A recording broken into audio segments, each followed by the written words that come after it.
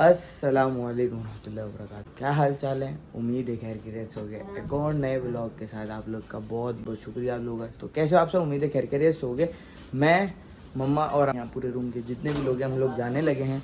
हज की प्रिपरेशन हमारी पूरी हो चुकी है और बस यहीं से निकलेंगे। रेडी है, मैं भी रेडी हूँ। नीचे बस गाड़ी आनी है और फिर हम लोगों ने निकलना है हज के सफ़र पे। So welcome back to the new.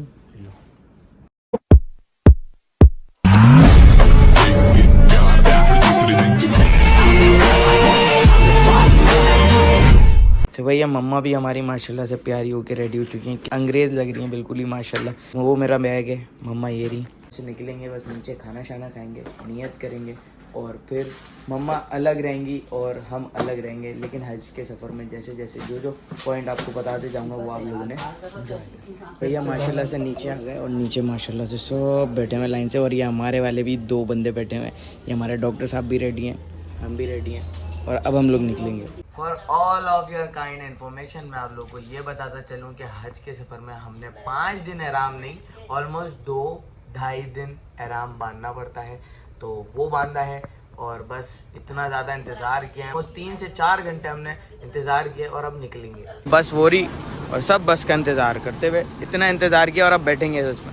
ये थी 7 दुल्हज्जा की रात। लोग निकलते हैं 8 दुल्हज्जा की सुबह को।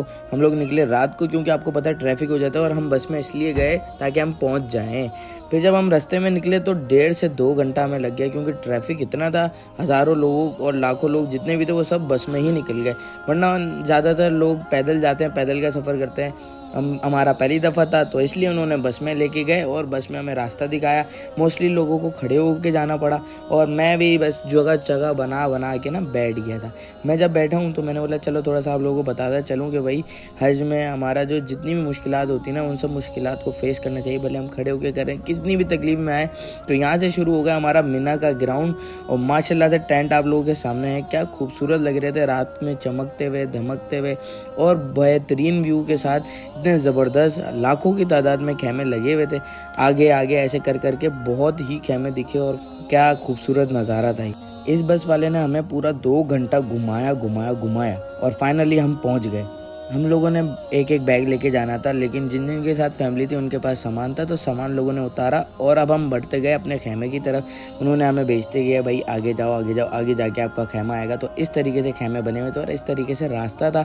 Right and left hand side पे दोनों तरफ खेमे थे। हम लोग खेमे के अंदर गए और सब ने अपना सामान इधर उधर रखा और सब लेटने की तैयारी में लग गए थे क्योंकि रात का टाइम था और लगभग 3 बज गए थे। लोग 1 बजे तक पहुँच गए थे लेकिन हम 3 बजे पहुँचे क्योंकि हमारा सफ़र और गाड़ी वाड़ी के चक्कर में, ट्रैफिक वगैरह के चक्कर में लेट हो गए।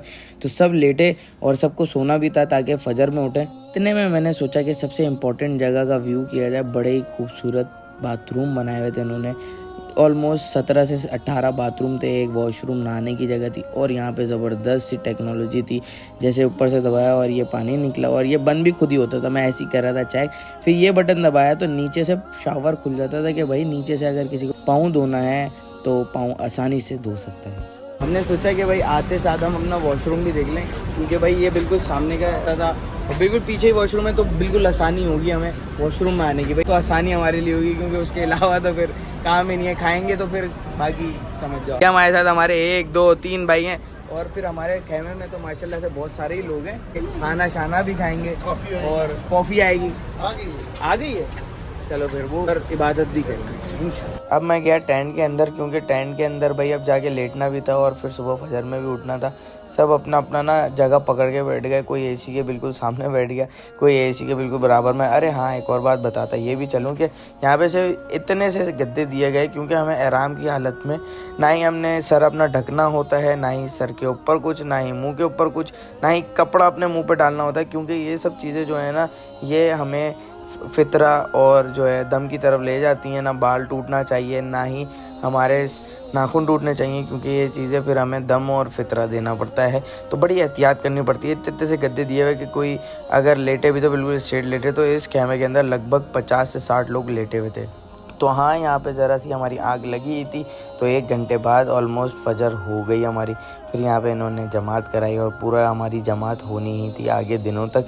तो हम जमात के लिए उठे और यहाँ पे खाने की टाइमिंग कुछ ऐसी है कि फ़जर के बाद, ज़ोहर के बाद और इशा के बाद खाना मिलता है गवर्नमेंट की तरफ से, क्योंकि इन तीनों दिन हम मिना, अरफात, मुज़दलिफ़ा में हम लोग होते हैं गवर्नमेंट की ज़ब में, तो वो लोग हमें खाना प्रोवाइड करते हैं। खाने के आइटम्स में हमारे पास सब्ज़ी, दाल और गोश्त सब कुछ होता है और सबसे अच्छी बात चाय भी होती है। तो इस खूबसूरत मौसम के साथ हमारी सुबह हुई, मैं बड़ा फजर के बाद नींद की तरफ। तो भैया जितना सो रहे थे ना उतना ज़्यादा हमारा बैंड बज रहा था, यानी कि जैसे ही हम आँख लगाते फ़ौरन आँख खुल जाती, जैसे ही आँख लगाते वैसे ही आँख खुल जाती। अब है दोपहर का टाइम, नमाज़ पढ़ने के बाद अभी हमें खाना मिला है तो खाना खाएँगे। चम्मच बढ़ रहे थे ना, चम्मच लेना था आपको। हाँ तो भाई हमारे साथ हमारे डॉक्टर और बाकी सब पूरे खेमे के लोग माशाल्लाह से खाना खा रहे हैं और हम भी खाना। यहाँ पे जो टीम काम कर रही है जो कि खाना प्रोवाइड करती है, उसी के साथ साथ एक एक फल दिया जाता है और यहाँ पे सबसे ज़्यादा बड़े का गोश्त दिया जाता है।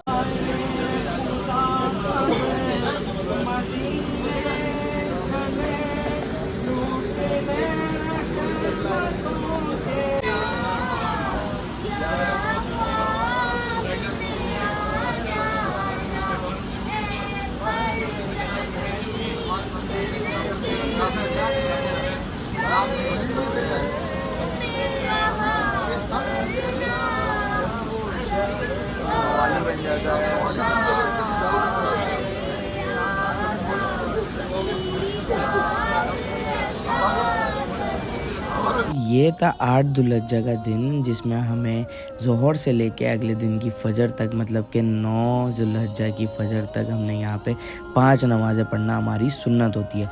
ये लाजमी नहीं है कि हम सिर्फ कुरान पाक पढ़ें, हम इसमें तस्बीहात और बहुत सारे इसमें अमाल होते हैं जो हमें करने होते हैं और जैसा हमारा दिल चाहेगा हम लोग वैसी की वैसी ही इबादत करेंगे बैठ के। ऑनेस्ट हर कोई इंसान चाय का बड़ा दीवाना होता है और मैं भी बड़ा दीवाना था और इस चाय का तो और दीवाना हो गया क्योंकि ये थी इलायची वाली चाय। ऑलमोस्ट 6 बज गए हैं और यहाँ पे हमारी 2 नमाज़ें माशाल्लाह से हो गई, 3 नमाज़ें रह गई, एक मगरिब की रह गई, एक इशा की और एक फजर की। यहाँ सूरज बस ग्रुप हो ही जाएगा।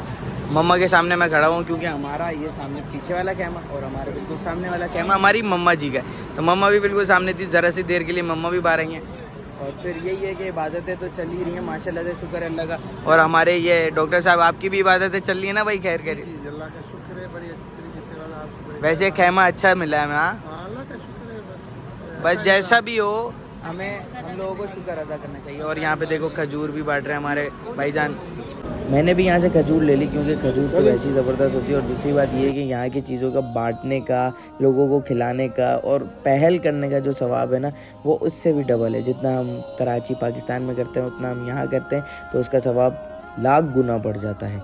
तो हम लोगों ने यहाँ पे ये सब काम सीखा और सोचा कि आगे हम ये भी करेंगे। तो इसी के साथ साथ हमारे पास आ जाता है रात का खाना, उसमें जिसमें हमारे पास सब्ज़ी होती है। तो सब्ज़ी खाई हम लोगों ने, फिर सब लोग इशा की नमाज़ खाने पीने के से फारिग हो गए। ऐसा सोए कि यहाँ पे लाइटें बंद कर दी और क्योंकि सबको फजर में उठना था और टाइमिंग रूटीन जो है हमारी इबादतों की तरफ बढ़ गई थी तो सब लोगों ने आराम भी फरमाना था लाजमी। फिर रात का खाना खाने के बाद मैं निकला थोड़ा सा बाहर क्योंकि कैमरे के अंदर बैठे बैठे थोड़ा सा मेरे को अजीब सा लग रहा था। फिर मैं बाहर निकला तो बाहर की रोशनी, आवाम और ऐसा ज़बरदस्त फील हो रहा था जैसा कि मैं एक नई दुनिया में आ गया। बहुत अच्छा लग रहा था। फिर थोड़ी ही देर में सब लोग रवाना होना शुरू हुए और मैं आपको ये बताता चलूँ यहाँ पे हमारी माशाल्लाह से 5 नमाज़ें अल्हम्दुलिल्लाह डन हो गई और फिर सुन्नत हमारी यहाँ अदा हो गई।